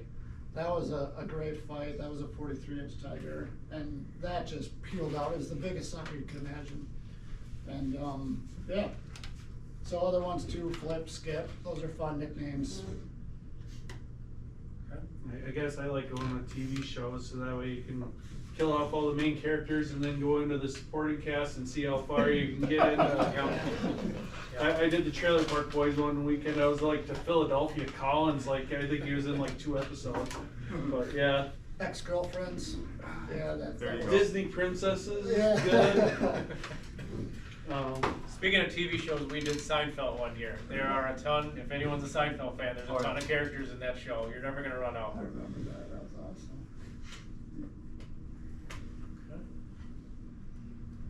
awesome. Other live bait. Basically, it's a law in Wisconsin. Anything you catch, you can use however you would like. Whether you want to eat it, if you want to use it for bait. If you legally caught it, you can use it. I mean, In the same lake that it was caught. in the same lake You it was cannot caught. transfer it to Yep, another lake. correct. Yep. But if you caught a pike in the morning, you could rig that pike up, and that's been kind of a more popular tactic you've been hearing a little bit about. Any of you guys do any of that? Catch a pike or a bass or anything else and rigging it up? I tried a pike once. It died pretty quick. Okay. Not a lot of longevity there. Might be how I rig them, trying to put something through the nose like that. Sure. I've been trying to figure out the pike. It's so hard to get them to swim very long, but they do like them. That's you, Ray. Yeah. You gotta tape their mouth shut, otherwise they drown. I just was watching the thing on Steve Burbick on that. Said for whatever reason, you gotta keep their mouth shut or they'll drown. I have noticed that, like, yeah, the ones I have, their mouth is just wide open. Yeah. Steve told me that this year too. We fished with Steve. Yeah, you want to keep the pike mouth closed. And yeah, anytime we've done it, the pike haven't been very lively for, you know, after 5 minutes, 10 minutes, they just sit there. But we've had follows on pike. I haven't caught anything on a pike. We've done it with bass. Never caught anything on a bass either. So only suckers. Pike are cheaper than suckers, though, so if you can figure it out, it's. Yeah. I've been in boats twice now where we have rigged up a pike. I have never done it myself. It looks very scary.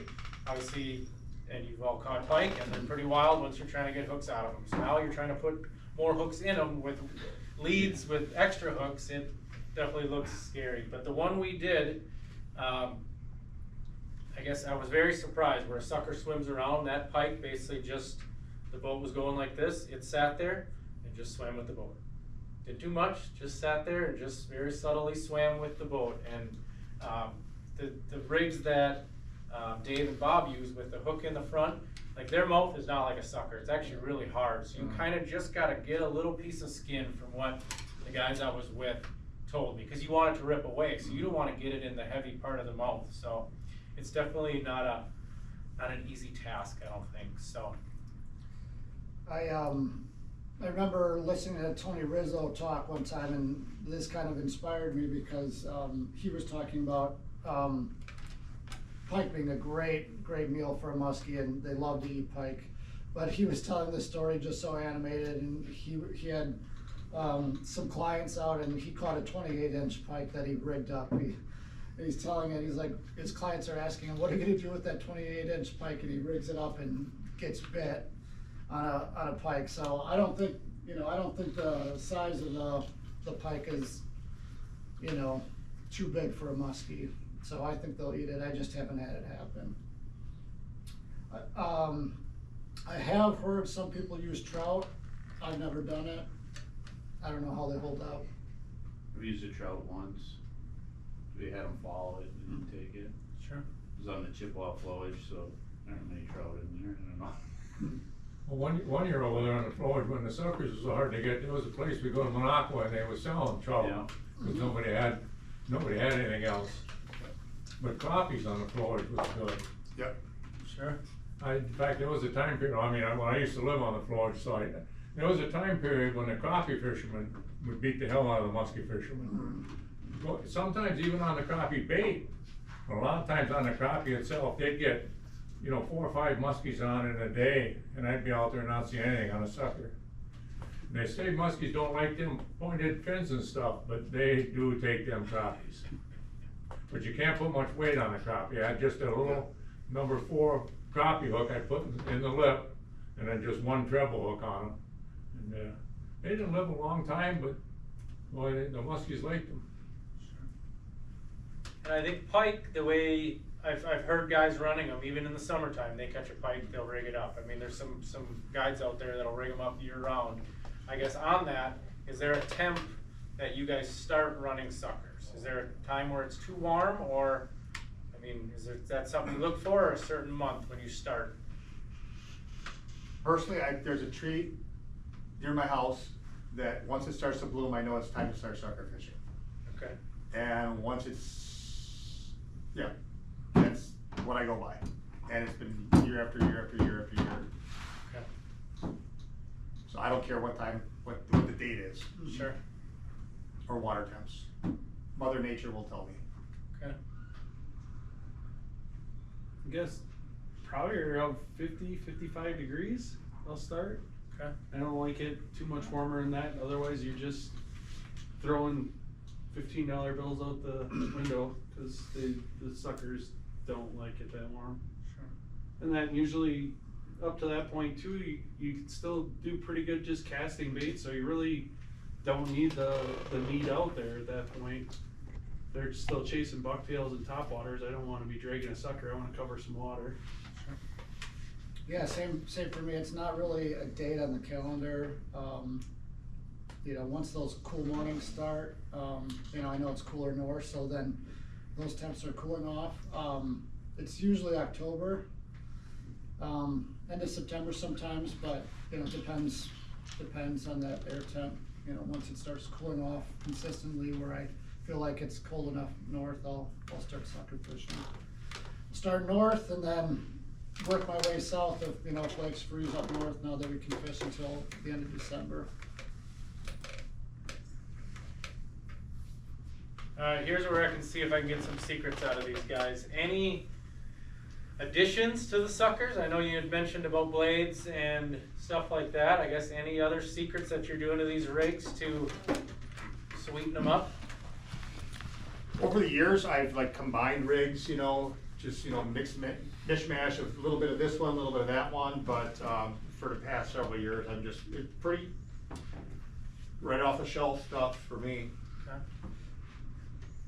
No secrets, some observations that have helped, some things that I picked up over the years. One thing that's been pretty cool that we've stumbled upon over the last couple of years is slingshotting the bobber over some structure. So if you have a lake that has a rock bar and the wind sets up right for it, and you know, it's tough to fish it if it's a shallow rock bar, you can work the boat around and then slingshot the bobber around, and the bobber sometimes will get clobbered.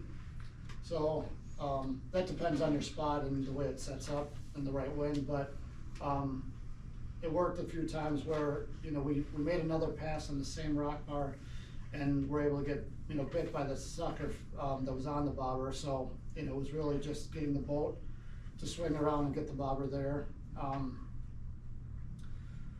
Something else that we picked up, that's about it. I did figure 8 with the boat once. That was pretty, Yeah. pretty tight. I felt like the way the rods were set up, I felt like I didn't get close enough to a piece of structure, so I looped it around, did a big 8, and come back through it again, and it worked. I got a 47 off of that, but that was more just needing to get that sucker right over the structure that I wanted it on. I knew there was a fish that would be laying there. Night fishing, that's one thing that you don't hear a lot about. I've done some night fishing and it's paid off. More on those clear lakes like this one. That one's pretty clear. I fish at night, and we've had some success.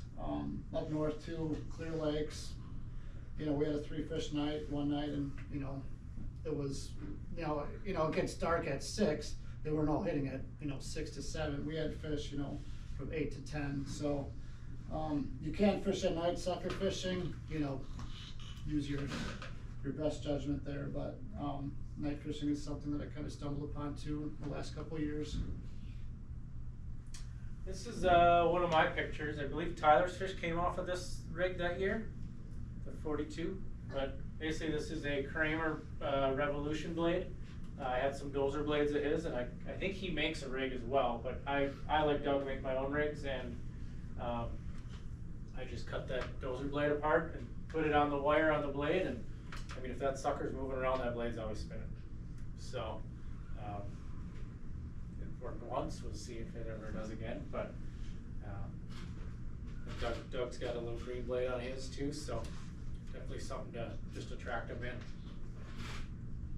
I do have some superstition on rubber bands too, like I always get the colored ones, like, oh, what's your favorite color? Not that anybody can really see it, but. What's the best color? Green. Green? Okay. Dollar Tree's gonna be sold out of green rubber bands this year. Hey, buy a mix pack.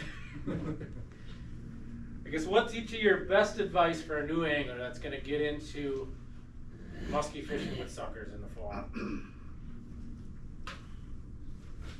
I guess we already touched on it. My best advice is do not give up on that sucker when you've had a fish hit it. I had one that it was dead. Like I was dropping it down, so it was fluttering down level, and I watched a bubble trail come up, and I'm like, ooh, bubbles, it's gonna hit it, and I no more got it out of the mouth. Boom. So like, I've only seen that once, the bubble, like they released the gas or whatever, but I mean, it's something to look for too. If you see a bunch of bubbles fall on your bait, there's a good chance there's a muskie about ready to clobber it.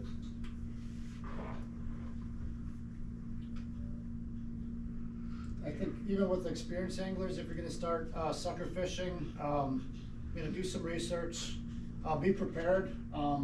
Usually sucker fishing's in the fall, so that means colder water. You know, you have to take a little extra precaution. Ice can be involved too, so you know, have a checklist ready for, you know, just getting to the launch.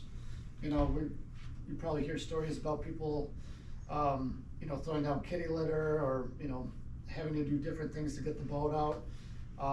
You know, we fished while it's snowing, while it's sleeting, so it can be a little dangerous, especially even just, you know, standing in the boat. You can get slippery on the deck, so be prepared with the conditions. You you know, your setup, make sure you have a good setup, check all your ties, your connections, your line, check for wear. Like I said, I've had failures at almost every step of the rig, you know. I've had harness failures, I've had line failure, even a reel, the housing break on a hook set. So check your gear often, be prepared.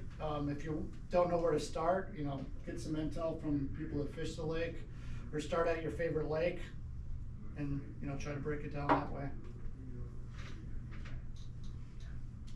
As far as newer anglers, you know, as I mentioned earlier, you know, you can have all the right equipment, all the right, you know, lively suckers and great reel, great rod and everything, but again, for me, it all boils down to timing and angles, and that just comes with time. What it comes from is losing a lot of fish, quite frankly, and I've lost a lot.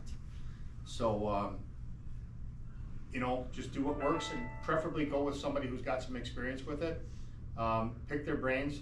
Another thing I would mention as well is that, you know, I've learned a lot just by going on YouTube and just look up sucker fishing, muskies. And you'll get a dozen different guys, will have a dozen different methods of approaching these. So, as Doug mentioned, you know, kind of pick and choose what sounds like it might work for you until you can incorporate it into your own program. And then once you start having some success, then you can kind of tweak it a little bit here and there. But once you get something dialed in, stick with it. Again, it doesn't work in 100% of situations, but you know, I'm pretty confident with the stuff that I'm going out with that, you know, if we get a shot at a fish, that I'm confident we'll get her in a boat. I'll even add to that, obviously your release tools, like have your release tools ready. Now you're not gonna have a lure now anymore. You're gonna have 2 leads with hooks on them and then a hook in the front. So I mean, depending on how long you wait on this, it could be a little bit deeper, it could be right on the corner of the mouth. So definitely have your release tools ready in case you have to cut something, in case you have to dig deep to get a hook out and there's another one in the other side of its mouth. So definitely be ready with all of that. Even with handling the suckers, so one of those pictures showed a little net. I love using a net to get a sucker out.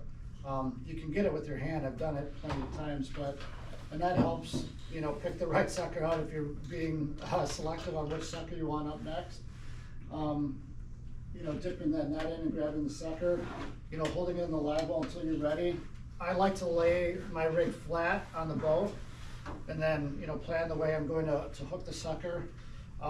If it's really cold late in the year, sometimes I'll even lay down a towel and set that sucker down. I know it grabs some of the slime, but now you have more grip. You know, the sucker's kicking, hooks are sharp, you can't feel your fingers.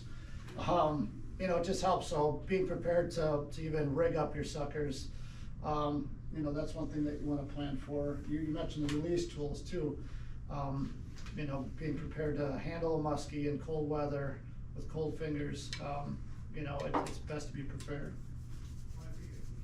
And one other thing that I do also, especially in the fall, I've constantly got some gloves on, not like mittens or anything, but rubber gloves. I forgot what it's called. Neoprene? Nitrile Nitrile gloves. I've tried the latex, but some people have latex allergies, so I use the nitrile gloves, the thick ones, thickest you can get. Like, I forgot what the mill is on them, but I just get a box of 50 pairs from Harbor Freight. Yep. And that way, when you're handling your suckers and everything and handling the fish, your hands are dry. They're cold, but they're dry. And then the rest of the day, I can just slap some mittens on top of those. And if I need to handle anything or tie anything, I can still, you know, move my hands freely. That's been a game changer for me for the past probably 6 or 7 years. I was gonna bring that up because I do that as well. I used to grab them from work. Yep. So. There's nothing worse than being up there with cold, wet hands, especially like, you know. Hand warmers in your pockets. Yeah, it sucks. I do like to rig up my suckers on shore too before I even go out, you know, at the launch, get my suckers rigged up, go warm up my hands in the truck for a couple minutes, and then go. And one other thing that Dave was mentioning earlier about, you know, sometimes you need to break ice. You know, a lot of times later in the season, there's some lakes that may have like some skim ice on it or whatever. you know, I bring shovels, picks, stuff like that, just to kind of bust a hole out. And I know Charlie and his son last year, we went out there, they got to the lake before we did, but they busted a little hole and we tried making another bigger hole or line to where there was some more open water, but we just couldn't get there. So we tried, but then we went back a week and a half later. I think that was, caught our last sucker fish December 30th last year. So we had a little bit of a warm up, so that's the latest I've ever ever put a muskie in a boat. Might be the only time. Yeah, well, you know, we're very fortunate. It was such a nice day. Why not? Let's go try it. And I still had some suckers laying around, so. Well, we'll open it up to any questions for these guys that we didn't cover. So I don't use the rubber bands, but I'm kinda interested in them, especially since you can rig them up ahead of time. I never really thought about that. And I tend to hurt my suckers on occasion when I'm hooking them 3 different ways, you know. Like you said, you can get them in the water longer. Do the rubber bands hold up? Like, does it kill the suckers if they sit in there overnight with that rubber band in? You cut it every night when you're done? Or yeah, I cut them every night when I'm done and pull might them break out. down the rubber band otherwise too, I suppose, huh? Yeah, I would think you'd have to take off the whole stay lock. I don't know how else you could Sure. keep that on there. Maybe if you made a bigger loop at the end that you could slide the other end of the stay lock on, you might be able to do that. It just seems like it'd be a quicker process with the rubber band. I might give it a try this year. Some, you know, rig them up beforehand, like you said. I don't need to save it for a whole day or nothing after that. I basically just do it in steps. So like I'll put the rubber band on, throw the leads on, and then I'll throw it in the live well and I'll let it get some oxygen, and then I'll start on the next one. I'll put the rubber band in, put the leads on the clamp, close it, then I'll go back to the first one. And I'll finish putting the hooks in the side, and then I'll go back to the other one, put the hooks in the side, just so they ain't, you know, they're out of the water for 2 minutes and 30 seconds instead of 5 minutes straight. Yeah.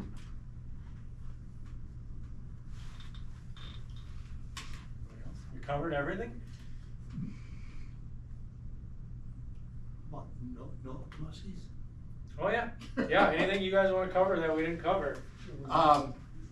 We do some, I fish a tournament down in Pewaukee every November called Sucker Fest. A buddy of mine runs it, and he's my partner, and for the past several years, we've been running suckers with no hooks in them. And we do is just poke a hole in the upper lip with a hole punch, or just with the tip of your needle nose pliers, and you just take some, I think it's 60-pound cigar, which is basically like this stuff right here. It's just fluorocarbon, and you tie about a 24-inch lead, and you just tie 3 square knots on it, and you just set it out there. No weights, nothing. Just let the fish swim out there, and the muskies will actually grab it, and it'll peel it off. It'll peel off some line, and you set your timer on your phone for an hour. What that fish will do is it'll swallow it head first. There's no hooks in it, and once the hour goes off, then you start getting everything ready, and you just start reeling steady but slowly. Steady but slowly, bring that fish to the surface, and your partner has to have the net exactly like at the surface of the water, because as soon as that muskie sees the boat or the surface, it's gonna puke it up. And we've had some success doing that. So it's really neat, it's something different. It's just that we couldn't get any bites on anything that had hardware on it. Yeah, we heard that the bite was tough like the week prior too, so we said, well, let's just give this a shot. And this is I think this is an old Dick Pearson thing or someone. Sure. We saw it on YouTube years ago. What the heck, we'll try it, so. Clear water's gotta be a good tactic, no hardware. Yeah, and it was fairly clear, the lake we were fishing. So it can be done. We got two muskies with no suckers, and nobody believed us. Sure. So. We did it once with hardware. We were on a bad streak, and I was up on the sucker, and I said, I'm not gonna set the hook. I don't know why I said I'm gonna Dahlberg it. Dahlberg might have did something. I think it was Larry Dahlberg. I think that's where we got it. That could be where it came from, and I said, I'm gonna Dahlberg this next one. So, it had a harness on it. So, you know, we got it to the surface, dropped the sucker.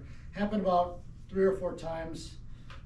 It came back and grabbed on and was able to slide it up to the surface and get into the net. So, shallower lake, but we were just in having a bad streak, and, you know, felt that this was the only way that, or was gonna give this a shot, I guess. I think that was the idea at the time. We wanted to give it a shot, so that was an interesting one. We haven't done it since, never tried it.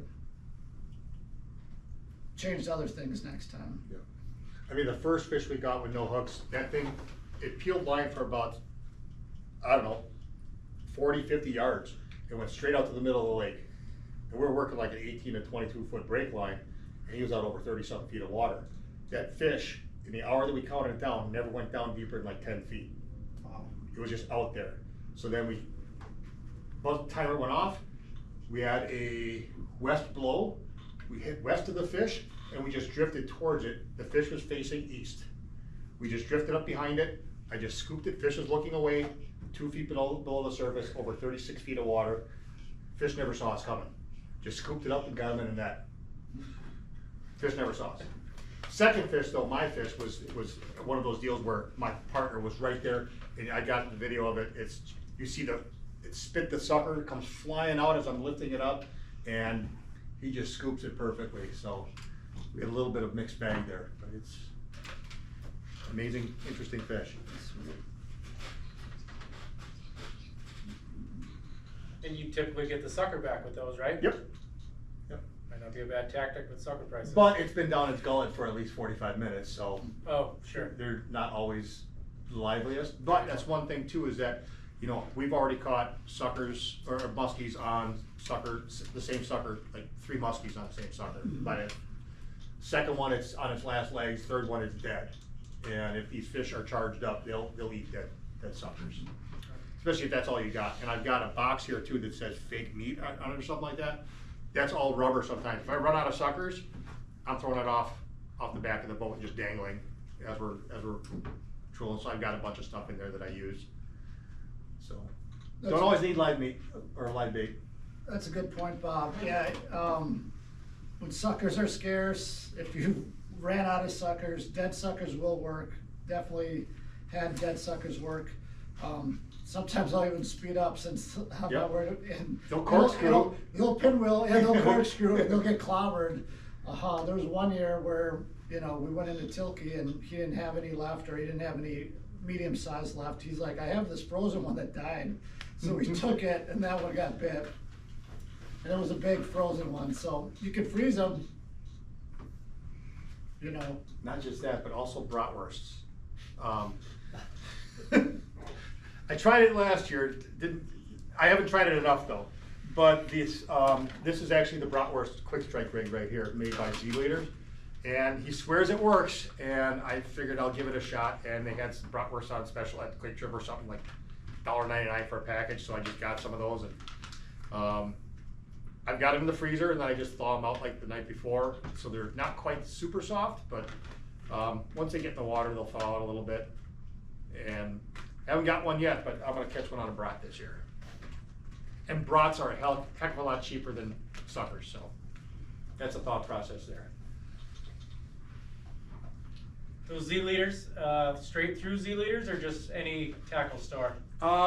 He is in some tackle stores, but I just go directly to him. He's got a website. Sure. And shipping, I usually get him in like a couple days.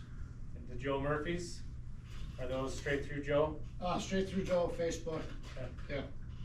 I'm gonna send them to you. He has different sizes, small, medium, and large. So, yeah, this one is a large. So I'll get a handful of sizes depending on the size sucker. Yeah, you can take the leads off the stay lock and pick. You know, you can. If a lead gets bent, you can switch out leads too.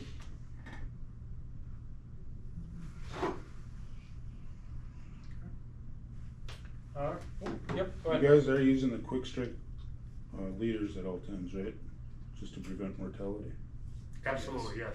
And that's the reason, just so people understand, in the old days, what they used to do is just have a big circle hook through the nose of the sucker, set it out there, and also once a muskie starts ripping it, guys would light a cigar. By the time the cigar is done, that's when they set the hook.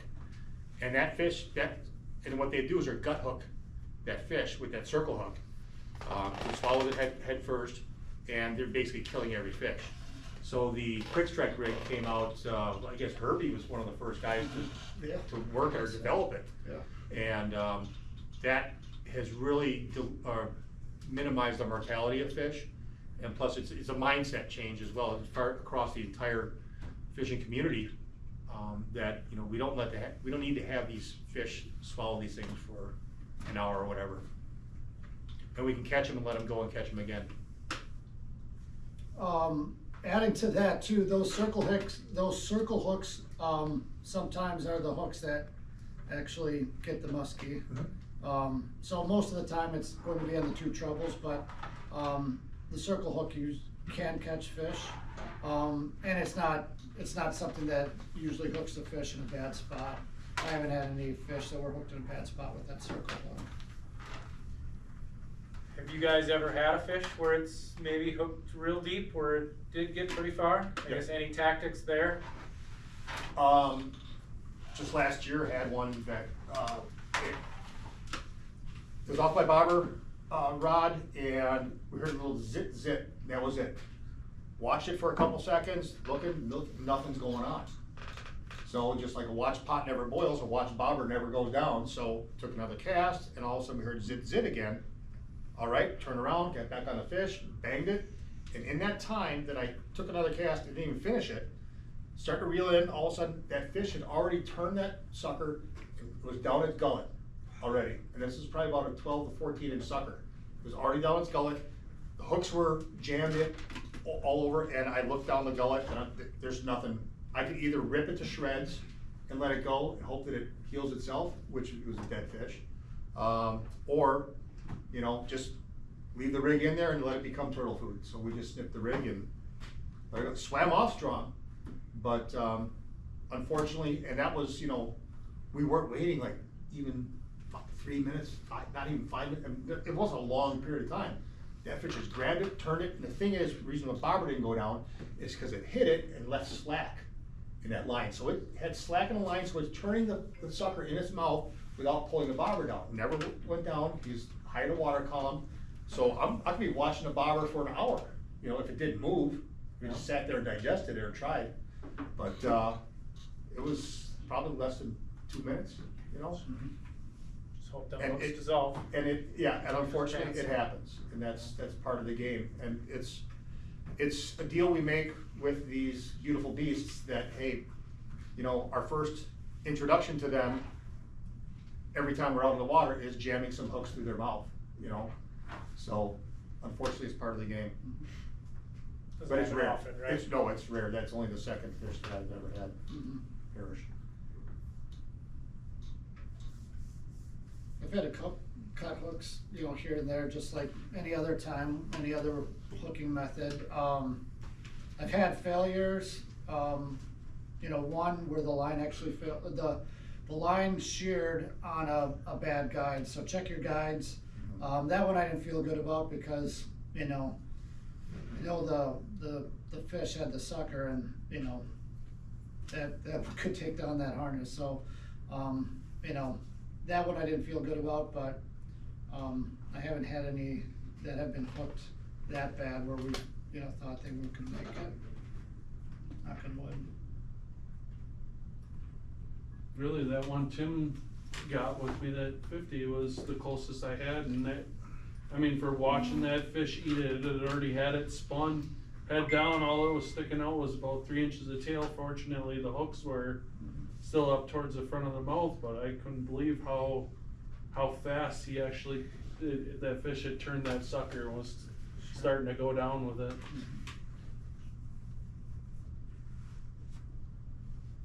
Any other questions? All right, let's give these guys a big round of applause.